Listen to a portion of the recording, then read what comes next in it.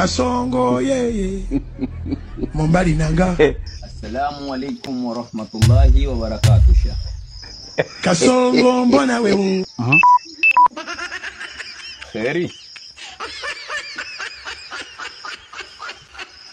Maalim, mwezi mtukufu wa Ramadhani shekhe, mchana yote hii wala mkate? Wala mkate? Umenunua wapi mkate ushehe katika imani? Sio wangu hujafunga? Unajoshe? Watabole anasema mkate mtamu. Wewe hujafunga? Shekhe. Siwezi kufunga kwa sababu mimi sio jobe wala sio mkwala. Mambo watu wachenye kina Faisali. Mimi mwenyewe nimeona dharau. Maana kila siku anachezesha mbele. Kila siku anachezesha lambatiza. Kona leo hala, kwa nini nichezeshe mbele? Mimi nataka nichezeshe beki leo. Sitaki kufunga masipala kufunga. Kila siku kufunga mimi. Tuache wenyewe shekhe, tuache wenyewe.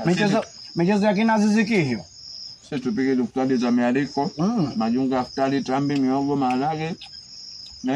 Na wale wanaotangaza kwamba leo afutulisha, sijui afutulisha, wote ni mwafollow. Tunao. Namba zangu nazo wewe?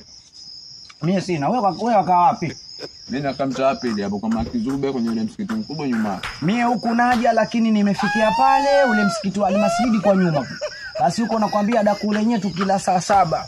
Kidaku chenye kidogodogo mpaka saa ngapi huko? Naona lazima. Huwezi kuvumilia, lazima mchana upate mikate hii ili siku iweze kwenda vizuri. Na hivyo ukisema uvumilie unaweza toka konda ukapata vidonda vya tumbo. Sio unajua kikana njaa muda mrefu upata vidonda vya tumbo. Wamaliza mkate wangu. Nimekukaribisha hapa mimi. Haya wewe ndio ukapigia adhana. Wewe ndio ukapigia adhana saa 12 ya kufutulisha watu wa umma na njaa wewe. Shekhe adhana sasa hivi shekhe. Shekhe mleo ufunge. Wewe umefunga shekhe? Wewe mwenyewe mbele nimekukuta jirani wala ndio umenifungulisha ni kwa nimefunga mimi.